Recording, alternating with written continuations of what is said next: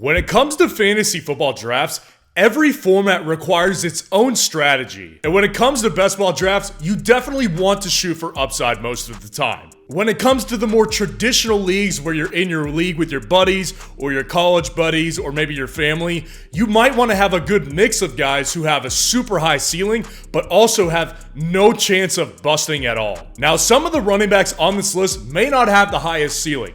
None of them have low ceilings, but none of them may be in the same range as Austin Eckler, Jonathan Taylor, Christian McCaffrey, those types of guys. But one thing is clear, barring injury, these guys on this list will not bust. So let's go ahead and get into the bust-proof running backs in 2023 fantasy football. So the first guy on the list is someone that I think we all love at this point. I hope y'all love him as much as I do.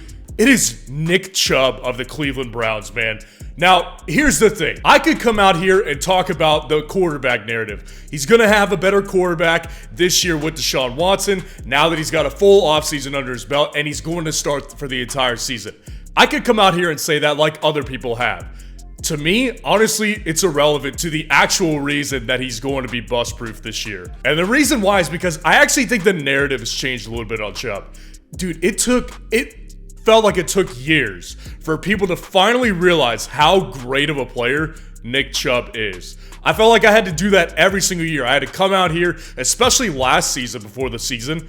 I had to come out here and be like, Nick Chubb is so great, y'all. Everyone was doubting Nick Chubb before last season. He was excellent last season because the word elite gets thrown around quite a bit.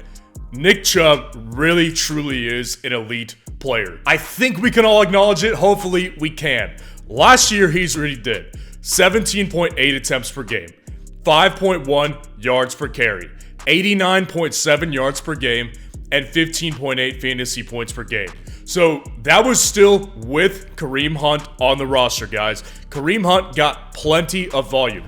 Now, exit Kareem Hunt. He is now gone. He will not be coming back to the Cleveland Browns. Still a free agent, and his draft price is actually pretty good too. You're getting him at the end of drafts, and I would do that on Underdog today and use code FFN to get your deposit match. But here's what Kareem Hunt did last year. So Kareem Hunt is taking with him 123 carries, 468 yards, 3 touchdowns. He's also taking away 44 targets, 35 receptions, and 210 receiving yards. So that's quite a bit of volume. I mean, he's leaving behind over 150 opportunities last year. That's quite a bit of volume that he's leaving behind. So let me know in the comments what you think is going to happen with that volume.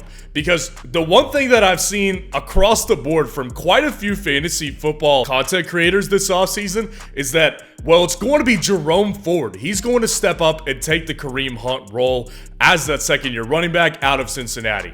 So let's discuss Jerome Ford for a minute. He is now the backup running back. Not going to deny that. He's probably going to be the backup running back. Second year, like I said, out of Cincinnati. Here's what Jerome Ford did in college. So, first of all, didn't start out at Cincinnati. He started out at Alabama. He couldn't get on the field for Alabama, so he decided to transfer to Cincinnati for his junior season. Even in his junior season, he still was a backup running back. So he did not see 100 carries until he was a senior in college. He's also going to be 24 years old at the start of the season, and he's done nothing in the NFL so far. So you tell me if you think a player like that is going to step into the Kareem Hunt role. Kareem Hunt's a fantastic player. He is not going to just relinquish touches to a player who has done nothing in the NFL and took him till his senior year to become a legit weapon for his offense. So do you think that's going to happen and Jerome Ford's going to get that workload? Or do you think Nick Chubb, someone who had a career high in carries last year, has never averaged less than 5 yards per carry in a single season in his career? Do you think he'll take it instead? Yeah, that's what I think. Now, he probably won't take all of it. I'm sure Jerome Ford will have some volume at some point. But we're talking about a running back who literally showed no signs of slowing down last year. And the reason for it is because he is truly elite. I think he's done absolutely nothing but solidify himself as a top running back in fantasy football. He's the running back 6 on Underdog right now.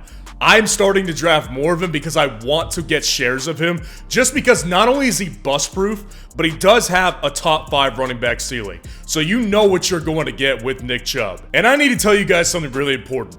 I'm actually in the process of creating my first best ball draft guide just for you guys. And in that draft guide, you're going to get best values round by round, who to avoid round by round. I cannot wait to give this to you guys. So just know that I am in the process of making that. And you also need to know that Nick Chubb is truly bust proof in 2023 fantasy football. Now moving on to number 2 here on this list. It's another guy that I think people are kind of bored with. It's Naji Harris of the Pittsburgh Steelers. Like I said, I think a lot of people just get bored with Naji. I don't think people really find him that exciting. And I'll tell you this, coming from a Pittsburgh Steelers fan, I've watched the Steelers since I was 7 years old. I don't mind saying that he kind of bores me a little bit too. Not entirely, but he does bore me a little bit. Because here's the thing, I know that he's never going to be a Saquon Barkley type of guy. Saquon Barkley gets tons of big plays. Jonathan Taylor, Breece Hall, those types of guys are excellent running backs, excellent athletes that give you the big plays.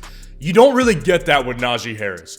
Over his 2 seasons in the NFL, he averaged 3.9 yards per carry in 2021 and 3.8 yards per carry in 2022. Now, his longest run in each season has been 37 yards, that was in 2021, and 36 yards in 2022.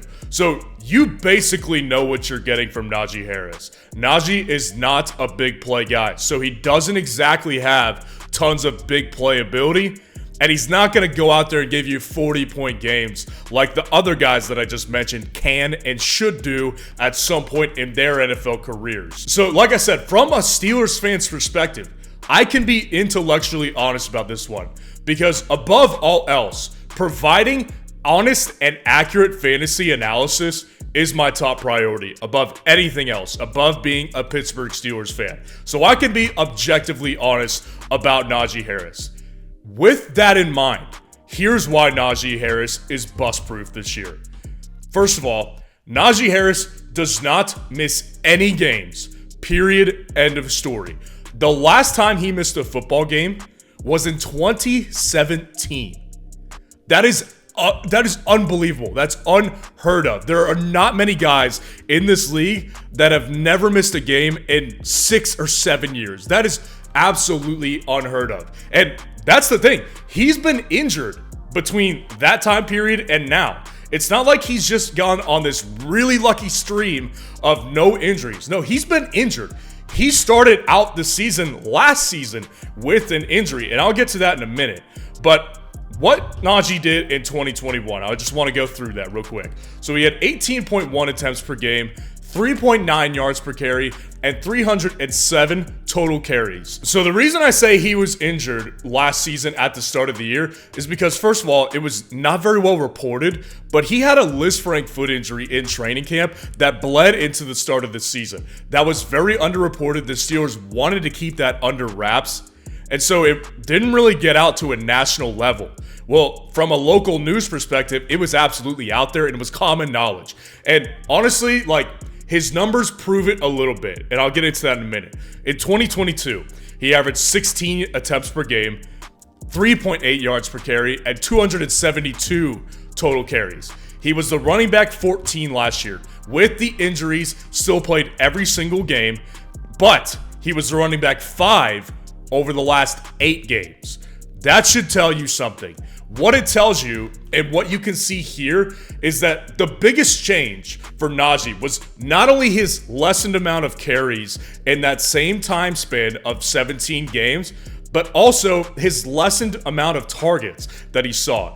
I mean, in 2021, 5.5 targets per game and 6.3 yards per reception. In 2022, 3.1 targets a game and 5.6 yards per reception. So the reason that you can tell by the numbers that he was injured as well is because they gave him less volume and because he was less efficient with his carries. He was less efficient with his yards per reception. He was not the same guy last year. Now, when it comes to the less passing volume, I actually saw this coming as a Steelers fan because the thing about what he did in his rookie season, he had Ben Roethlisberger in his final season. Ben Roethlisberger is one of my favorite players of all time. his arm absolutely fell off his body at the end of his career. I mean, literally he couldn't throw the ball more than like 10 to 15 yards on a regular basis. Naji Harris got an absolutely sickening amount of targets in 2021. That's how important he was, because Ben knew he could not throw the ball down the field. Naji Harris is a very good running back out of the backfield when it comes to catching passes. And Ben knew that. So that was why I think he actually peaked in his rookie year. I think Naji did peak his rookie year because, like I said, the absurd amount of targets that he got, he will likely never get again. I just don't think that's a realistic number. Last year was a down year for Naji. Like I said, still the running back 14 in that down season. So last year you got him in the first round. That's where you had to take him if you wanted Naji Harris. This year it's different. He's evening himself back out. So I really like Naji because I'll take it a step further.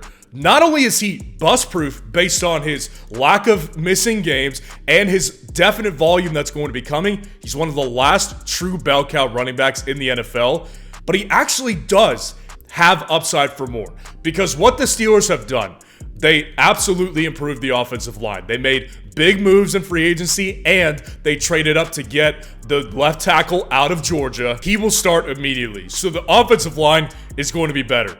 Kenny Pickett coming into his second year. Full offseason under his belt, starts out the year as a starting quarterback. I think Kenny Pickett improves this year as well.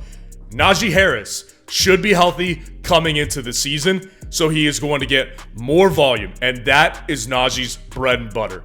That is why he is a bust-proof running back in 2023 fantasy football. As the running back 13 on Underdog, I'm starting to take a little bit more of him because I know for a fact that he will not bust unless he gets injured. Moving on to our next guy on the list, it is Mr. Miles Sanders of the Carolina Panthers. This is kind of weird because there always seems like there's a problem with Miles Sanders. There's so many different things that happen to Miles Sanders year to year that makes him feel unstable. He never feels like a safe player in fantasy football.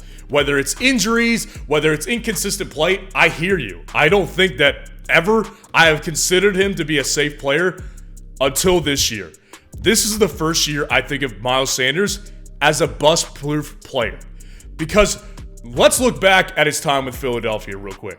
Throughout his time with Philadelphia, he was constantly having volume vultured away from him by several players, whether it was Boston Scott, whether it was Kenneth Gainwell, Jordan Howard, or even Jalen Hurts. There was volume constantly being taken away from him. And with Jalen Hurts, not only the rushing volume, but also didn't get as many targets per game with Jalen Hurts because Jalen Hurts is running quarterback, and I've discussed running quarterbacks and their lack of willingness to check the ball down to running backs on several occasions. That is going to be the really big change here.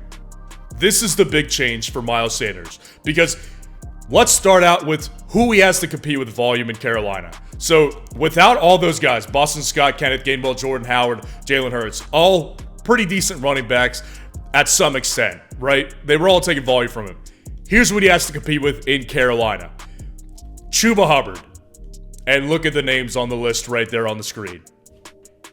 No-name guys. So let me say this. I know people are going to say, if I don't address this, Chuba Hubbard averages 133 carries a year. So he should take volume away from Miles Sanders, right? Let's keep in mind something real quick, guys. Christian McCaffrey was injured in Chuba's rookie year, 2021, and then Christian McCaffrey got shipped off at week 7 of last year. So here's what Chuba Hubbard did with Christian McCaffrey. He averaged 3 carries a game with an active Christian McCaffrey. He's nothing. He's nothing but a backup. That's the reality with Chuba Hubbard, and that's how they see him as, and I can tell you that for a fact because without Christian McCaffrey in 2022, here's what he did. He had 80 carries with Chuba Hubbard. So without Christian McCaffrey, that's what Chuba Hubbard did in the remaining games with the Carolina Panthers. Well, guess who led that backfield in carries? It was Deonta Foreman. He had 191 carries without Christian McCaffrey. So he more than doubled Chuba Hubbard in the carry department without Christian McCaffrey. That should tell you what you need to know about how the Carolina Panthers feel about Chuba Hubbard.